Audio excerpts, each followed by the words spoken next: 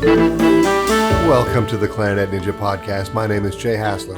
As always, I'm doing my best to bring you the finest in clarinet information and entertainment. Today on the podcast, we have Mr. James Danderfer. Whoa, don't you know he usually plays us in? He's playing us in today with a brand new track off his brand new album. The name of the track, the name of the album is If Not Now. And James has just released this record. It is a fantastic record. You're going to be hearing bits and pieces of it through this conversation. I've left links to James down in the show notes, down in the description. They'll take you to his website. They'll take you to the records. They'll take you to every bit of information James has shared with the world. And you know what? I have left some links for me down in the show notes, down in the description. And it will tell you everything that I have shared with the world, but most particularly what I want to share with the adult clarinet players out there who are looking to up their rate of improvement on the clarinet is the Clarinet Ninja Dojo. It's a fantastic place. I would say the premier place to learn clarinet, have a great time, and make some lasting improvement, make some immediate improvements, and make some lasting improvements. Let me talk to you seriously for 10 seconds. Have you liked? Have you subscribed? Have you left a rating? A comment maybe? Something nice? If you haven't, or even if you have, consider doing it. It would do a lot to help these conversations about the clarinet just get out there in the world, and I would love that because I feel fortunate to be able to put content like this in the world, and I would love for a lot of people to see it. That's it. Have a good time. James and I talk about some cool stuff. Check it out. James Danderfer, how are you, man? I'm doing well, Jay. Thanks for having me here. Oh, thanks for being here. I mean, it's good to have you here in person after hearing you play so often at the front of the show. But speaking of that, the world gets to hear you play all over again because word on the street is that you got a new record coming out. Yes, indeed. Yep, it's coming out September 19th. So there's a couple of singles that are available now, and the record's called If Not Now. And it was recorded last October. Yeah, that's right. In not that far from you at Rudy Van Gelder's studio. I remember because you forgot your sunglasses at my house, and I had to drop them off at the doorman for you to pick up on the way out of town. Yeah, that's right. No, I remember the recording of the record. Tell us, if you would, what makes Rudy Van Gelder Studio significant in the jazz world? I mean, I guess the number one thing is how many historic or famous jazz recordings were recorded there. Rudy Van Gelder being the late, great recording engineer, who recorded Miles and Coltrane and Hank Mobley and Lee Morgan and Jackie McLean, and really just all of the greats, especially Blue Note recordings. So that's the first thing. And then the room itself is it's a beautiful room. It's a beautiful sounding room. I don't know if you could throw up a photo of it, but the wood ceiling, how it kind of goes up like a pyramid. Yeah, it's a very nice sounding room. But when you walk in, I mean, you really feel the some kind of presence there, and you look at pictures of albums and whatnot on the wall, and there's a picture of Coltrane sitting on the stairs that are, just right next to you, and they haven't really changed, which is kind of cool. So yeah, all those things make Rudy's studio very unique.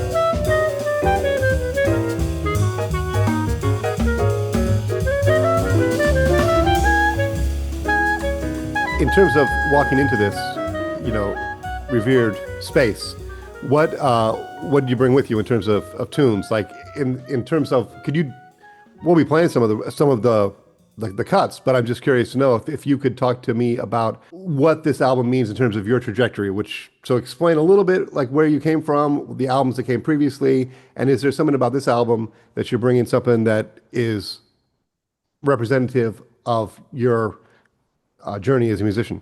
I guess I don't really think about it in terms of journey. I think the journey is something that we only see looking back. But I just think of it as kind of a snapshot of, of my life at that particular time. So all the songs on the record, there's 10 of them, and I wrote all of them, I think. I would say the songs kind of reflect things that I'm listening to, and then aspects of life. I wrote a song for my kids, who at that point were 6 and 7 years old, and little things like that, where I think I'll look back and it will make me think of certain places and certain people.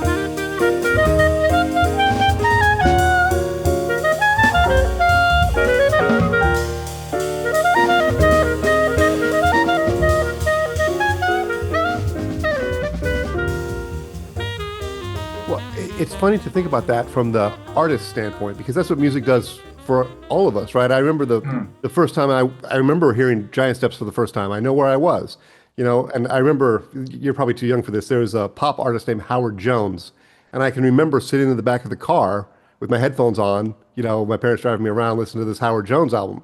Yeah. You can really place yourself when you Uh-huh. make music. And I'd never thought about it since I don't write my own music. I never thought about that aspect of music from the artist side. I only thought about it from the consumer side. I have the same experience with, some of those recordings.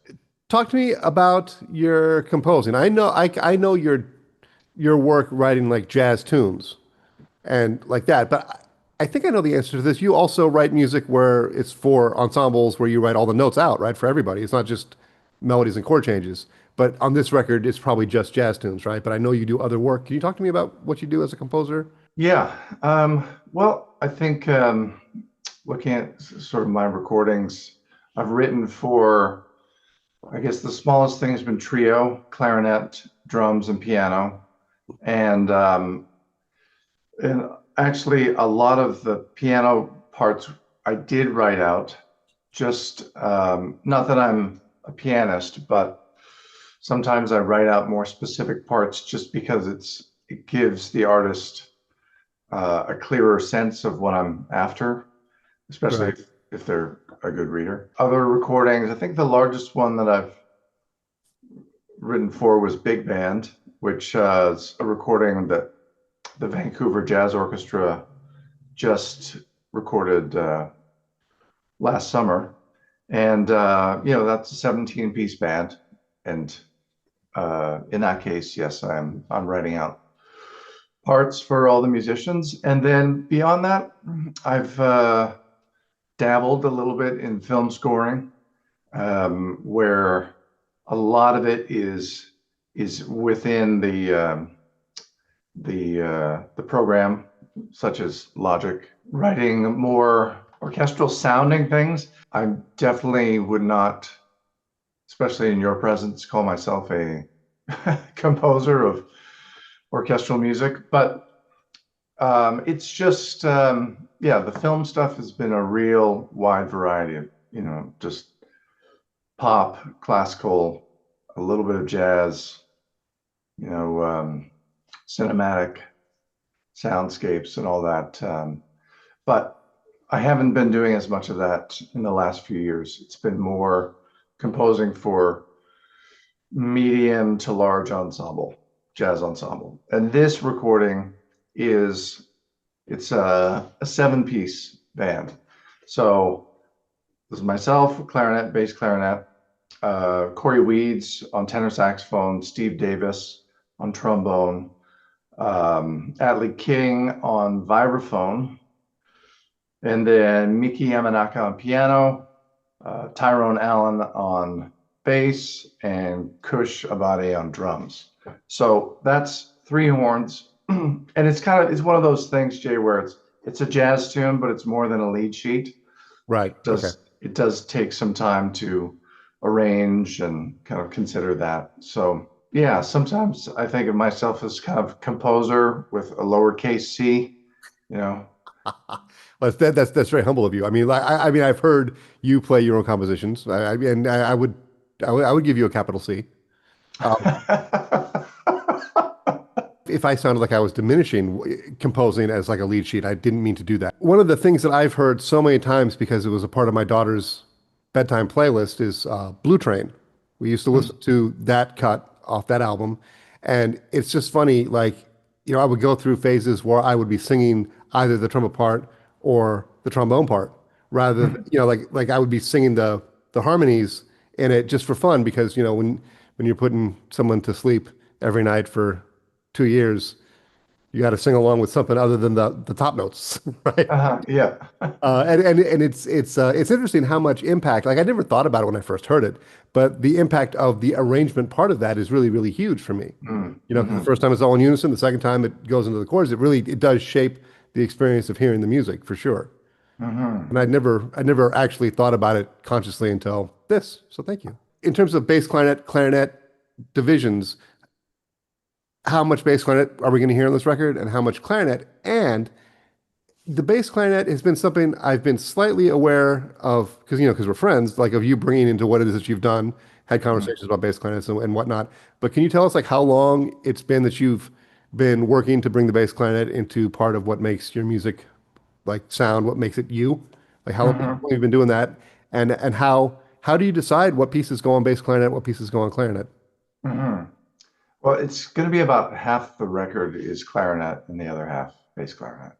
And I think there are some pieces that, as you know, clarinet and bass clarinet, yes, they are in the clarinet family, but they have very different characters. So when I'm looking at a piece, sometimes I have an idea of which instrument it's going to be, but often I'll just kind of play through it on both and see which one feels more suited to that song. And it's actually been a lot more challenging than I expected. Are you willing to share what those challenges were?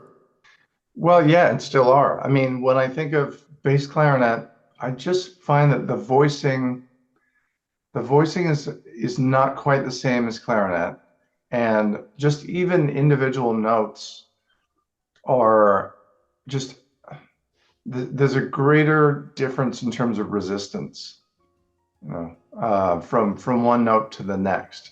Right. And I feel like the bass clarinet has not gotten sort of the treatment like the clarinet has. I feel like the clarinet's really dialed in. It's a soloist instrument as well as an ensemble instrument, whereas bass clarinet has been mostly an ensemble instrument. And I just don't feel like it's totally dialed in.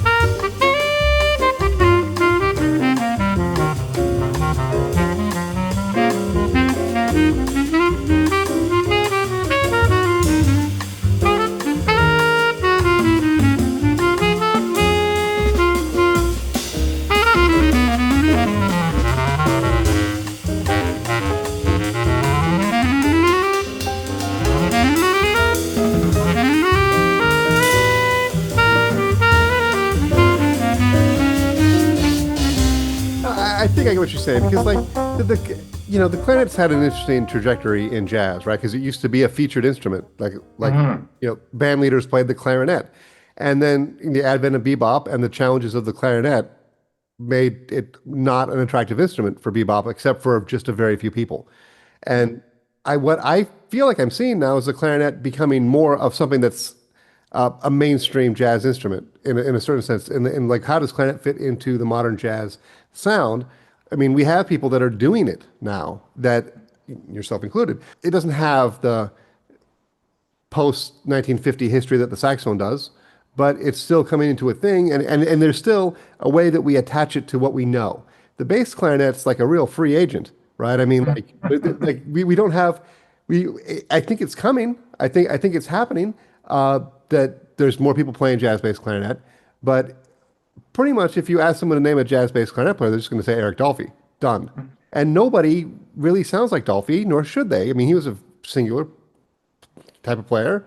I mean, who wants to copy that necessarily? I mean, because it's such a specific voice. I mean, I mean, who wants to copy it? It's great. Who wouldn't want to copy it? But if you're trying to be your own person, it would be hard to copy. And so, like when I hear you play the bass clarinet, I hear an instrument that the way you do it is different than the way my another podcast guest Todd Marcus has done it. It sounds different than when my friend Ron Odrich does it. I mean, everybody sounds different playing the bass clarinet, and it's not to me attached to a tradition. You guys are all bringing something that is either whoever you learn jazz vocabulary from, whatever became you, is expressed simply on the bass clarinet. But it's not. It doesn't feel like there's as many similarities to draw from player to player, which I don't know if that even makes any sense. But like, Oh yeah, yeah, yeah, it makes a lot of sense. what's interesting to me is a lot of the people that I think are great jazz clarinet players are also pretty good or used to be pretty good or studied classical clarinet, right? Mm. But most of the people, I don't, and forgive me if I'm wrong, I'm just kind of assuming you never like studied classical bass clarinet and how to fit into an orchestra and took lessons in that way. And I don't think most of the bass clarinet players I hear that are playing jazz, they did that potentially early on in their life, in their education with the clarinet, but not with the bass clarinet. And Mhm. the other thing that I like is that a lot of clarinet players are now playing bass clarinet, playing jazz bass clarinet, or more so. Maybe not a lot, that's an exaggeration. But it's not necessarily people coming from the saxophone that have adopted the instrument because like unless somebody has done a lot of work, and I know, and one of my very good friends who might listen to this podcast has done that work, so I don't want to dismiss that. I mean, there's one singular person that I'm thinking of when I say that, but someone coming from a saxophone background playing bass clarinet is different than someone coming from a clarinet background playing bass clarinet.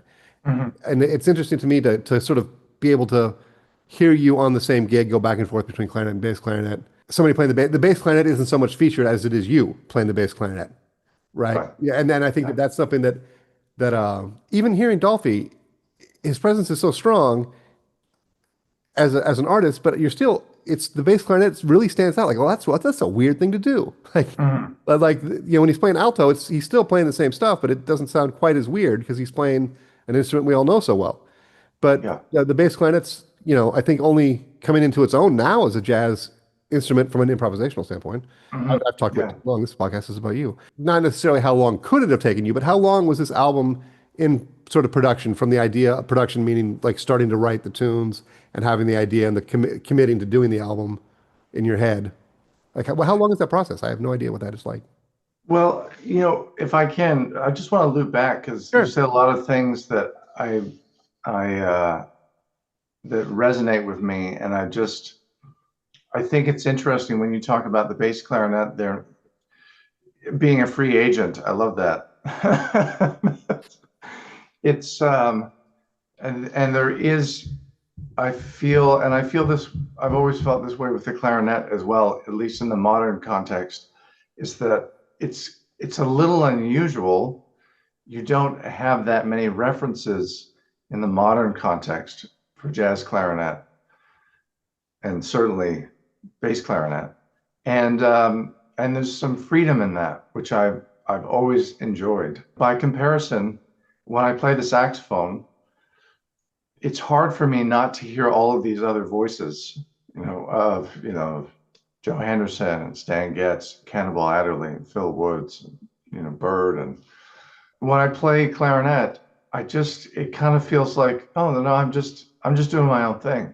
I'm just, It's yeah. which obviously it's not my own thing. It comes from, all the greats that I've listened to, especially saxophone players and trumpet players, and I'm kind of taking that information and channeling it through this instrument. But just for the simple fact that there are fewer reference points, it just kind of feels like it feels freeing. So free agent. There we go. Maybe that's the next album title.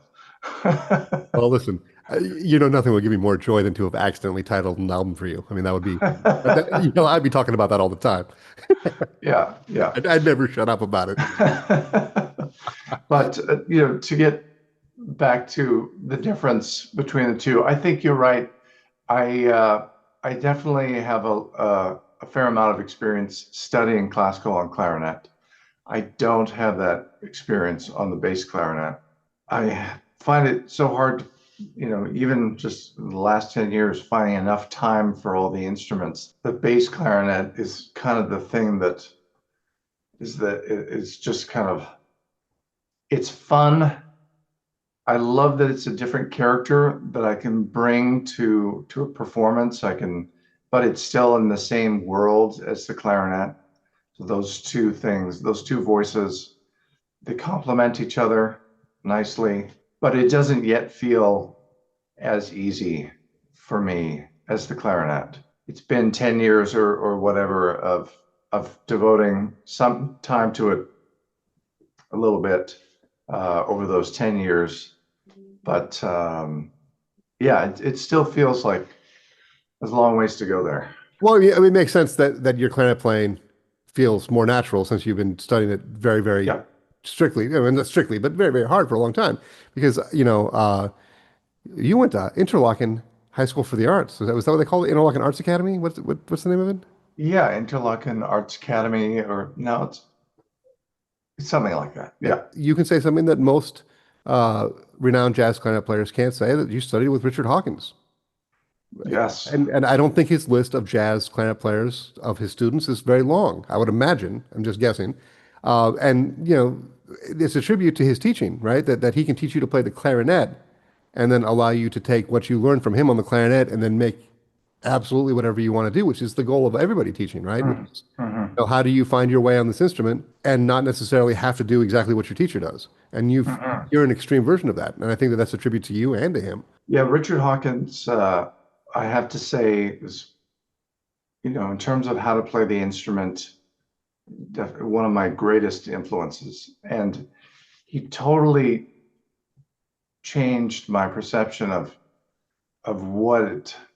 kind of the ideal, uh, in terms of just playing the instrument well and playing it effortlessly. And that was really the thing that I was just so struck by with hearing him play. It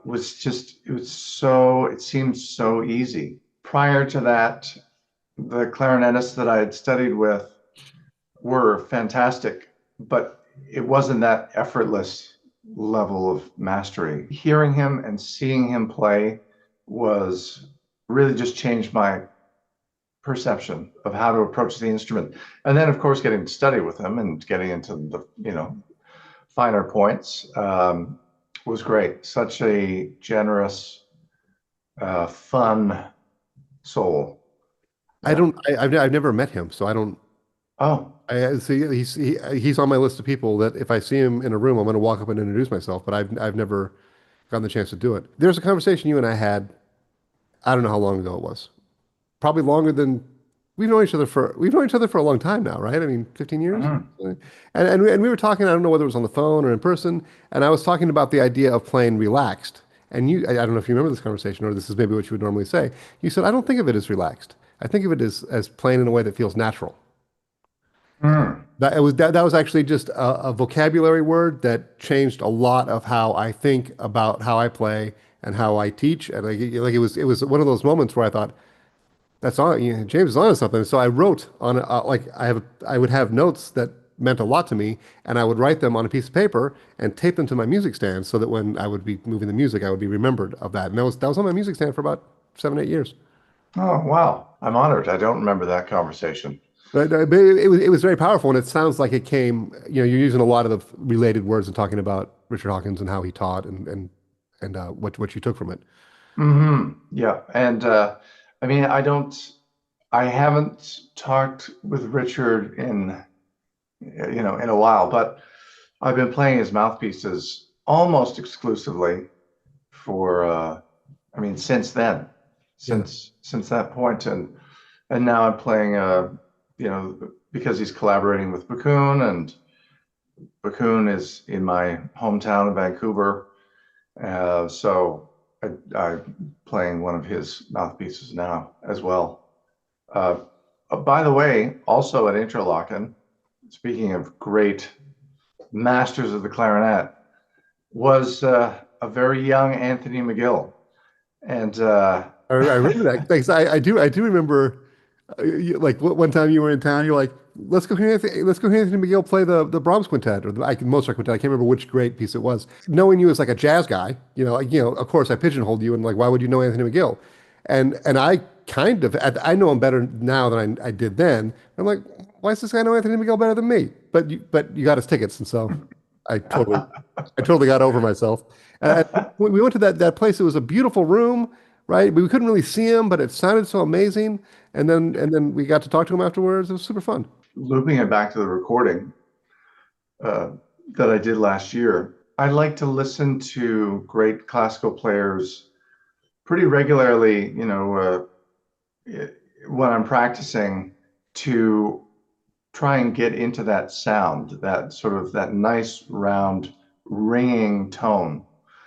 And so at the recording session at Rudy Van Gelder's, I had Anthony's one of his albums on my phone just at the ready, and I would just I'd listen to it, and I'd just try to copy just a few notes, just to kind of get back to that ringing sound. And yeah, I haven't talked to Anthony in a while, but I love his approach, his sound, the warmth, the vibrancy of it. Like when I hear him play, I don't. It's almost like he's not blowing. Like it's like it's just like kind of coming out. It's completely unforced. I don't feel like he's pushing it towards me. I feel like it wants to come to me. Like Mhm. everything just sounds completely without any resistance at all. Even though, I mean, obviously, we know as a clarinet player, in order to make that sound, there's a lot of effort that, and attention and, that goes into it. But yeah, no, I agree. I heard him play a couple years ago at this church on 96th Street, and it was a free concert, right? And so we go into the free concert, but it was a free, because I'm me and I don't read things. It was a free ticket concert that you should get tickets to, right? The tickets were free, but you should sign up for them. And I didn't sign up for them. And so I'm standing out there in the rain, and I was like the last person let in, and I had the worst seat in the house. I was like way at the back and upstairs. It seriously sounded like he was sitting next to me playing the clarinet. That the sound just sort of permeated everything. Like it was an amazing thing. I know exactly what you're talking about. Yeah. The time that ringing sound. Um, Mhm. and I think he's a great example of it. And he makes it Mhm. seem so easy. Really pisses me off. When you were studying with Richard Hawkins, did you already know what you wanted to do with the clarinet, or were you learning clarinet and you didn't know you were going to like focus your life on jazz music? I was studying saxophone and clarinet. I was studying saxophone with Bill Sears. Uh, Also, just an amazing experience to study with Bill. Even at that point, I knew that clarinet was kind of more me, if I could just say that. Just felt more like my voice than saxophone. I also just found I wasn't quite as comfortable in the jazz context on clarinet, for reasons that you kind of alluded to already, but we could talk more about. So I wasn't sure, yeah, how to find my way in that kind of music. But at the same time, I knew there was something there because it just kind of, yeah, when I played the clarinet, especially improvising, just felt like, yeah, just felt like my voice. And I was already way into Eddie Daniels at that point. And then, as it turns out, Richard and Eddie are tight. I mean, they like Richard was just, you know, when I was studying with him, like when I started, I think he had just spent a couple of weeks at Eddie's place in New Mexico, just hanging out, making mouthpieces. It's such a great coincidence because then I got to understand a little bit more about Eddie and his approach through Richard. And I even got to talk to Eddie on the phone once or twice. This is a very roundabout way of answering your question. I had a sense at that time that clarinet was kind of the way for me, but I didn't know exactly how to do it. But well, there isn't quite the blueprint for it, right? I mean, like I feel like people that learn jazz saxophone, there's a way to learn the saxophone and jazz together. A lot of people have done it. Like the number of people that have come to it that same process, but switch the word saxophone for clarinet, the pieces don't fit exactly right because they haven't been honed quite enough yet. But Mhm. which kind of leads to a question for me. Like when you were learning jazz on the clarinet, I think you kind of already answered this, but just for the people that are listening, I feel like people that want to play the jazz clarinet are either clarinetists who don't play jazz or saxophonists that want to learn the clarinet. And I want to use your experience, and I want you to tell us what you can think of. I'm kind of ambushing you with this question. A clarinetist who, plays clarinet but never really played jazz. What are some first steps to becoming a jazz clarinet player? And then, after you get done answering that, would you please answer a saxophonist who's a jazz saxophonist? How should they? What's the first one or two steps they should take into learning jazz clarinet? Wow. Okay. Um, I've actually talked to Anthony McGill about this years ago because he wanted to get more into jazz and improvising. The first thing is you have to listen to the music, find jazz artists that you really love, ideally on your instrument, so that you can kind of get a concept for the sound, and just a lot of listening, and then a lot of copying. And it doesn't have to be, you don't have to transcribe a whole solo, but just phrases, a couple bars here and there, and just play along and try to get the feel of it. Because I mean, if you take someone, for example, Anthony, you couldn't find a better clarinetist, so that's not a problem. It's just the feel. Classical players tend to think of swing as being more extreme than it is. I mean, you kind of live on both sides of the fence. A little bit, yeah. Grass is always green, right? Sometimes they don't even have grass. um, yeah, so classical players tend to kind of play with a heavier swing feel that and more exaggerated scoops and stuff.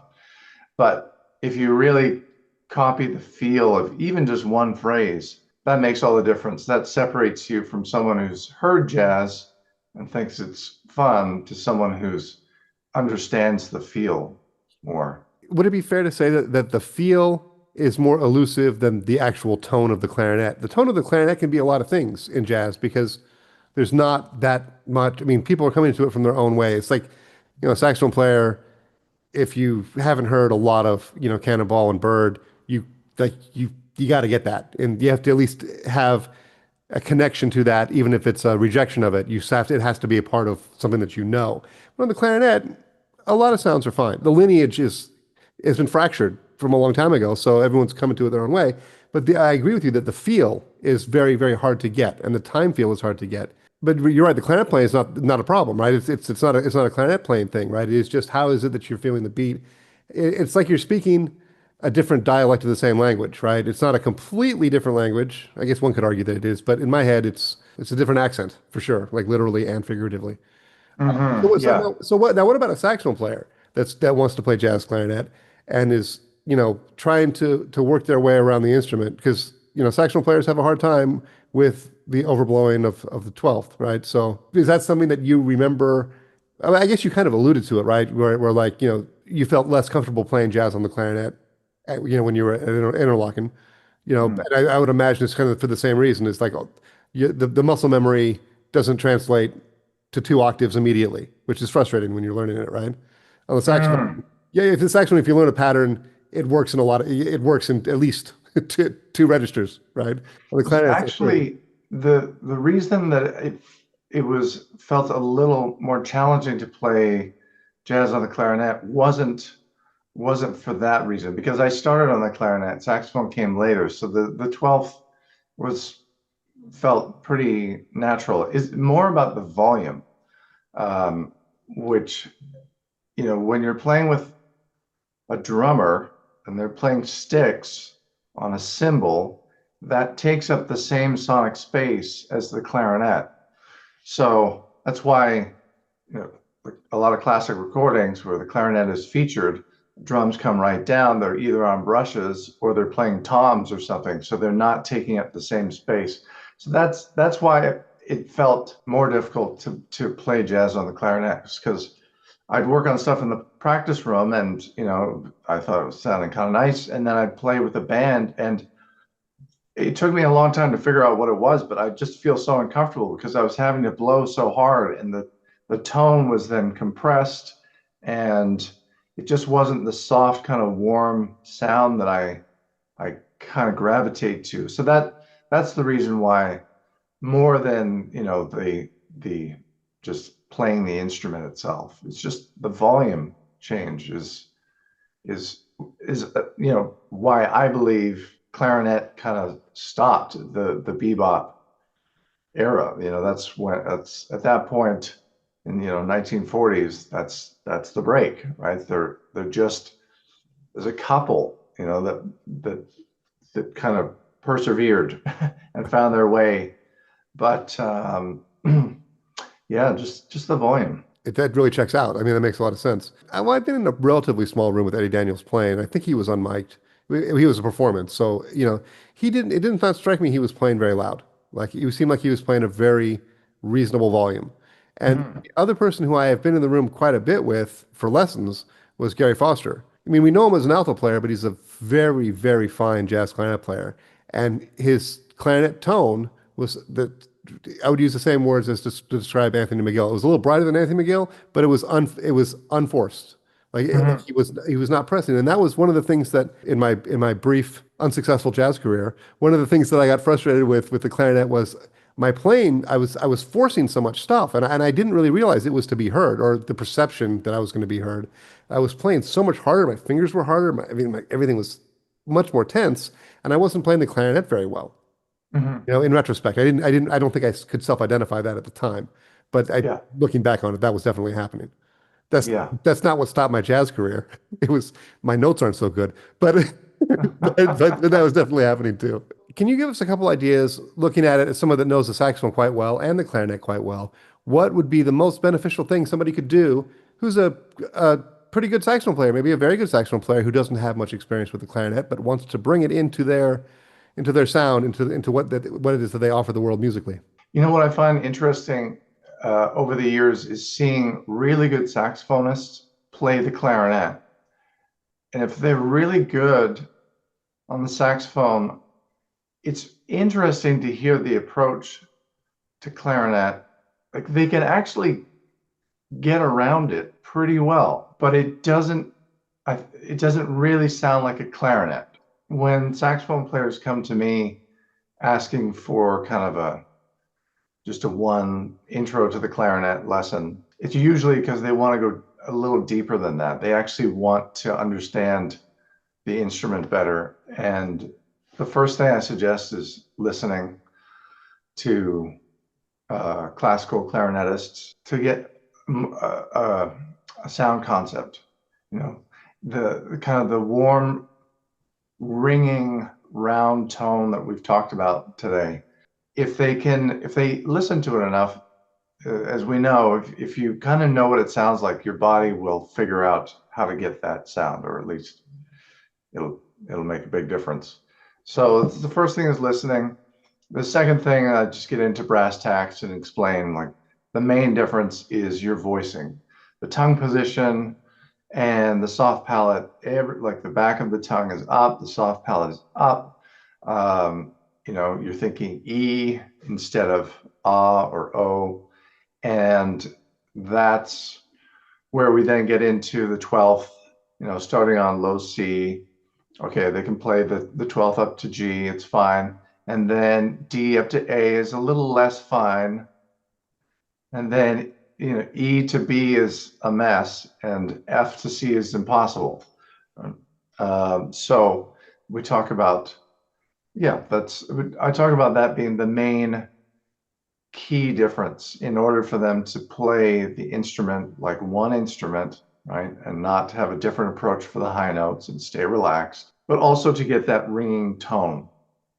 And then the last thing is touch, of just getting them to play a really slow scale. And this is what the one lesson I had with Eddie Daniels, this is all we worked on.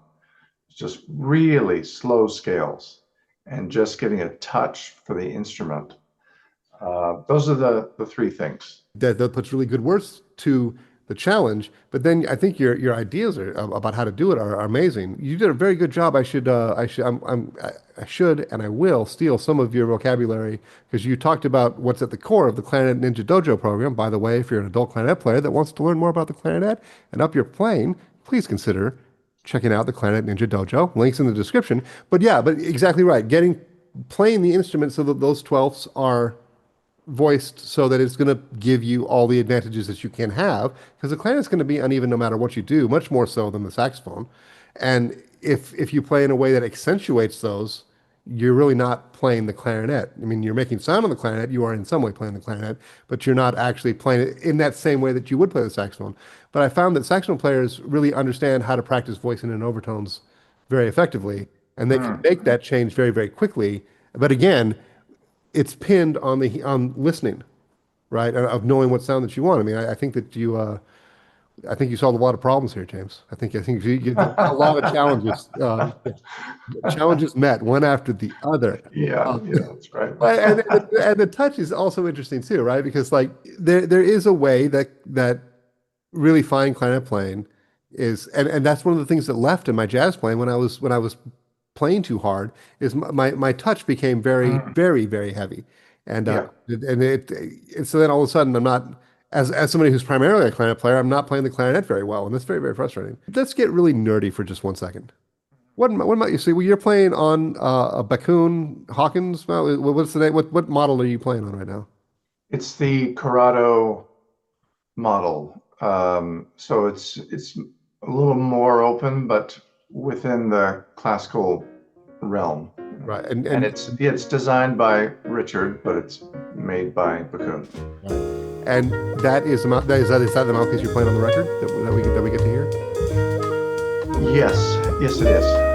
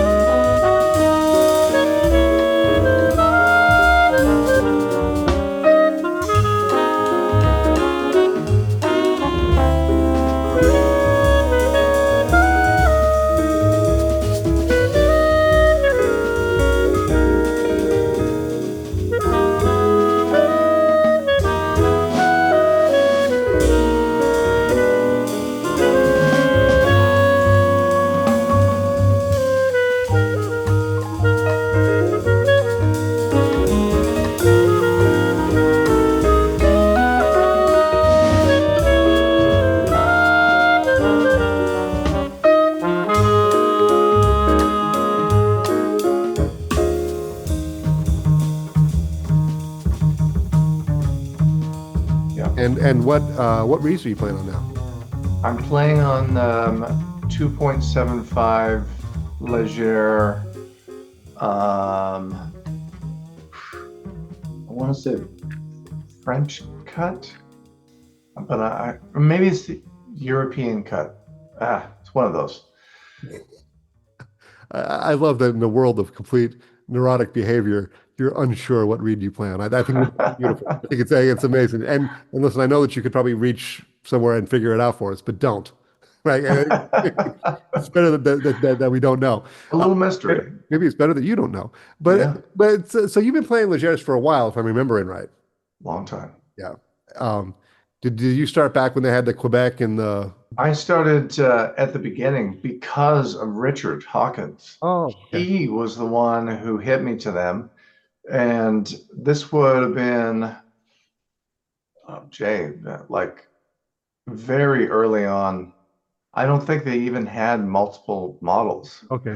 or types. Yeah, I think I've been playing them for all my recordings. Well, I mean, I will say just, and I say this in fun, given you can't remember what reed you play on, I'm not sure you're a reliable narrator for what reeds you played on recordings from years ago. Yeah, right. Is that fair?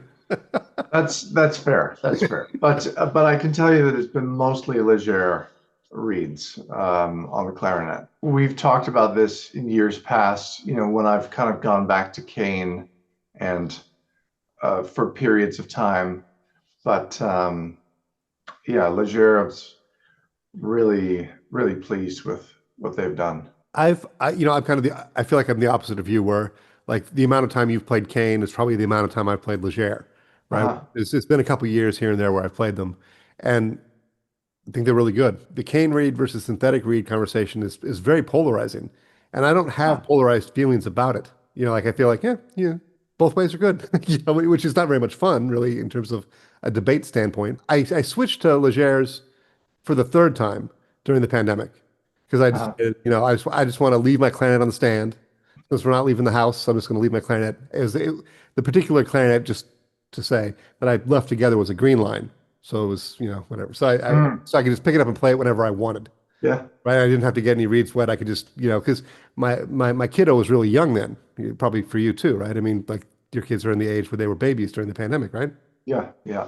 But like it was very difficult to find any time to do anything. And if I had to Uh-huh. get a reed wet, that's just time I wasn't playing the clarinet. And I sometimes only had like 5 minutes, right? So that's what I'm Yeah. going to play. There's something about a cane reed that I just feel really happy playing on it, Mhm. even though I'm simultaneously very frustrated by how uneven it might be, or what I have to do to it, or you know how much time I got to take to make them work. When it's not the pandemic, I've got time, which is an odd statement, right? Because the pandemic, we had nothing but time, but not necessarily time for that. And Yeah. well, I've always gravitated towards Van Doren V12. Mhm. That's what I always end up playing. I will go for 5 or 6 months and not play them, but then every time I go back, it's like a bell rings in my head when I the first time I play it. I'm like, oh my God, no, yeah, no, this is it. This is it. Yeah. Yeah. And I think you have the same relationship with Legere. Yeah, I do. I mean, I enjoy playing a really nicely balanced, perfectly aged V12. That's also very nice.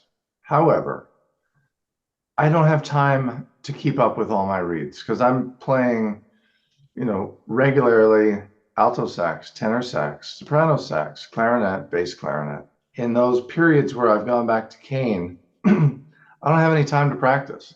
I'm only working on reeds, especially when, with that many instruments and all the reeds are changing, you have to stay on top of them, and it's just too much. The conversation of Kane versus synthetic, you're right, it is polarizing. What I would like to say and what I do say to my students is that it's an investment. If you get into synthetics, it's an investment financially, but you are saving so much time.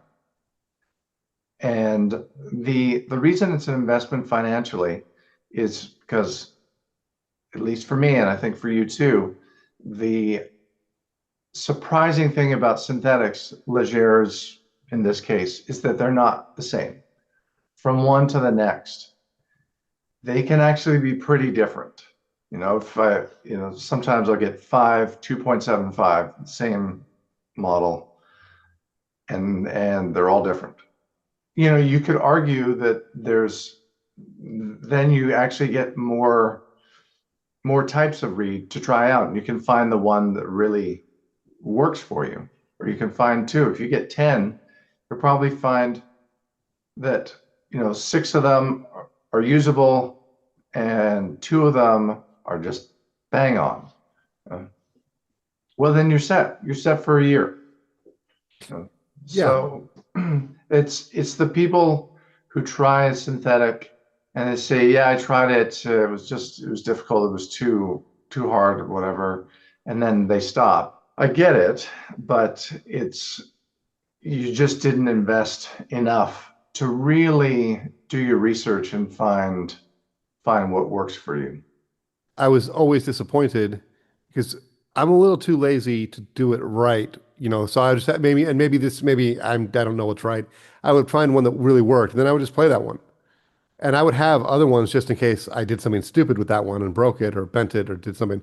But then when it was time to get like a new main read, I misjudged the amount of lead time I would need for that because I would end up without anything that really worked for a while. And that was disappointing because my inherent bias was that these reads should all be the same.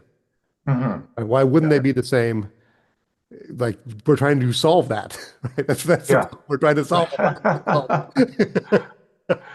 Yeah. I think I know the answer for clarinet. What kind of clarinet do you play on? It's a Selmer Privilege, And then what about the bass? also a Selmer And Privilege. is that a low E flat or a low C It's E flat. flat? And Yeah. what mouthpiece are you using on that? That's Van Doren uh, B20. I Is don't know that if a it's, thing? there's a B50 that might be good. Uh, B40. B40, okay. Yeah, Van Doren B40. You mean like a B20 is only half of that mouthpiece. Yeah, that's right. If you can't afford the B40, you just do it in installments. You get Well, you'll get the B20. rest of it later. Get yourself a B20.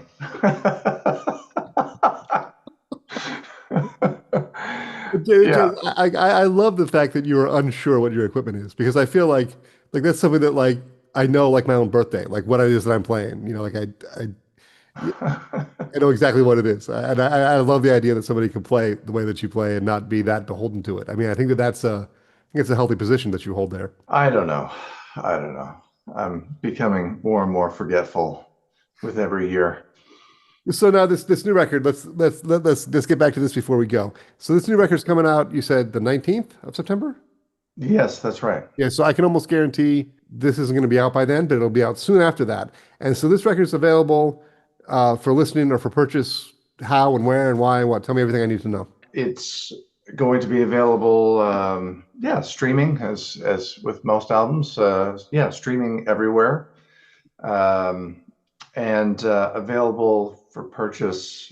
You can get a hard copy from me if you go to my website or just my email address. It's just my name. Um, yeah, but as with most people now, it's streaming is king.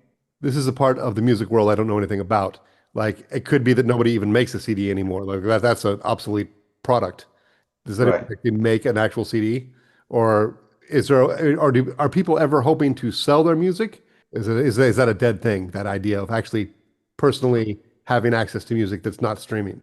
I would have said that that's gone, Uh, completely gone.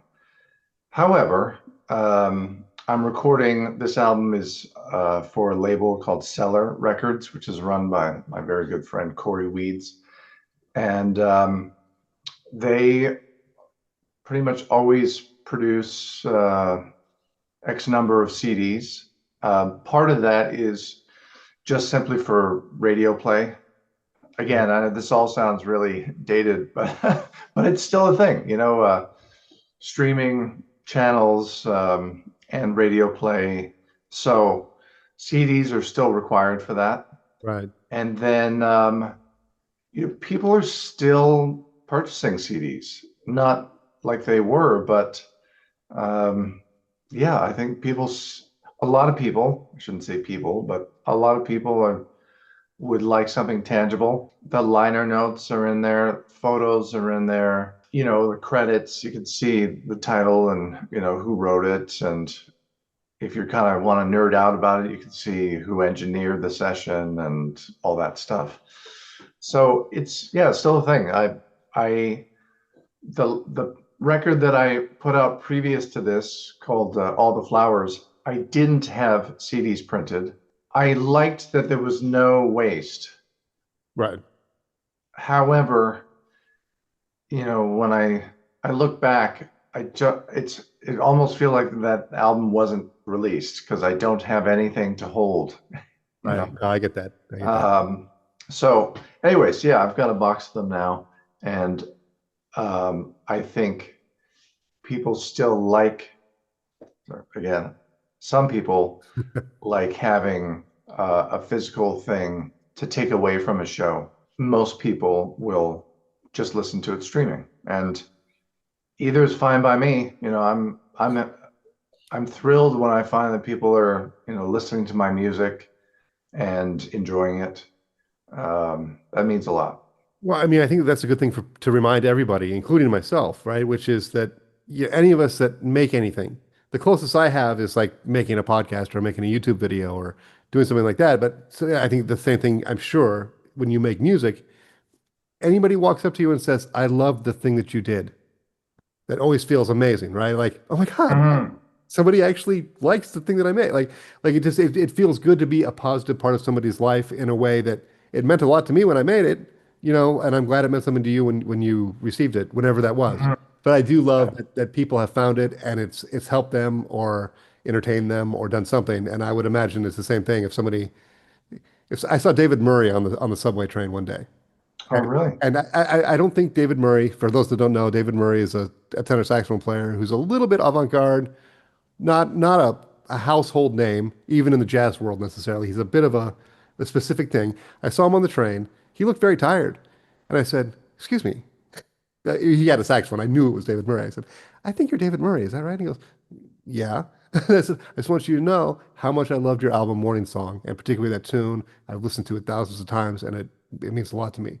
And I could tell, like he just traveled internationally, but he actually perked up for a second and said, "Oh, thank you. That means a lot to me." Because like I met somebody famous, and I was very happy to say, "I love what you did." And Mhm. I would imagine, you tell me, does that ever get old if somebody walks up to you on the street and says, "Hey, you're James Danderfer. I love your clarinet playing." Who would not like that, right? I mean, so just to say to anybody, if you see anybody that you like what they've done, including me and probably James, go ahead and say it out loud because it never feels bad. That's for sure.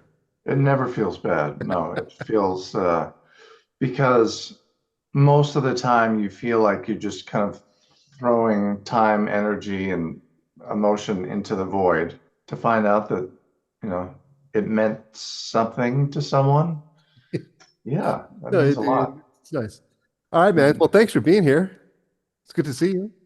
Jay, thank you. And if I may, just on that note, say how much I appreciate what you've been doing the last few years with this thing that you've built, this channel, all the information. I love that you do a deep dive on things. Um, you think about them deeply, and you're an excellent communicator. And I also feel maybe part of what makes you an excellent teacher and communicator, because I think maybe like me, clarinet did not come easily to you. It wasn't just like it wasn't just happening, Up you to know. a certain point, it did, and then it got hard. Oh, okay. I immediately went from not being able to play in fourth grade to being really, really good by 11th grade, Yeah. and it was like gears grinding against each other to get better than that. Uh-huh. I had to work really, really hard from that point forward.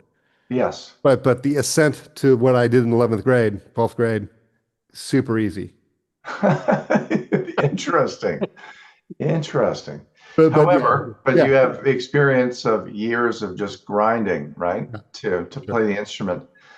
And because of that, I mean, I know that you've thought about all this stuff in great detail, and so to have someone putting these things together, so what's the word I'm looking for?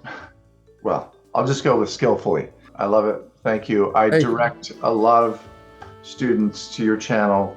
Um, if they're saxophone players, especially because I teach a lot of saxophone players, when they ask about clarinet, I'll say, okay, well, listen to these people and make sure you check out Clarinet Ninja, like to understand the instrument better. And there's a couple, maybe two other people online that I I point them towards. But thank you. Oh, well, thank you. Appreciate it. And the kind words mean a lot, and the support means a lot, because, every view counts. It does. Listen, man, thank you so much. And every bit of information about you, your records, ways to get in touch with you, ways to hear your music will be all in the show notes, the description, everywhere. Hopefully, this podcast will grow so much that you'll come back and talk about another record, or we can shoot the breeze about the clarinet or anything else. So, because I'm the only host of the podcast, so I do need episodes with a co-host, and I'm considering you. Woo! All right. Yeah. Next time we man. can talk about pitch, right? Because last time we don't have time for it today, but last time we got together in person, I was kind of struggling on some pitch things. You hooked me up with some really good advice. So I want to hear about that. I'm going to click us off so that the rest of the world doesn't have to hear us about stuff. But well, you'll be back soon. And this is the gentleman that plays us off almost every episode. This you actually literally count us off. That's my favorite part of the episode, is your voice counting us off, man. All right, man, I'll see you next time. all right. Thanks, Jay. Thank you, Mr. James Danderfer. Those words that you said at the end meant a lot to me. I've got so much respect for you, and the fact that you would come on this podcast to have this conversation with me and say nice things, it's too much, man. Love you. All right, so check the album out. Go to the links, like, subscribe, check my stuff out. Check out the dojo if you're an adult clarinet player. I love you, I love you, I love you. I will see you next time on the podcast.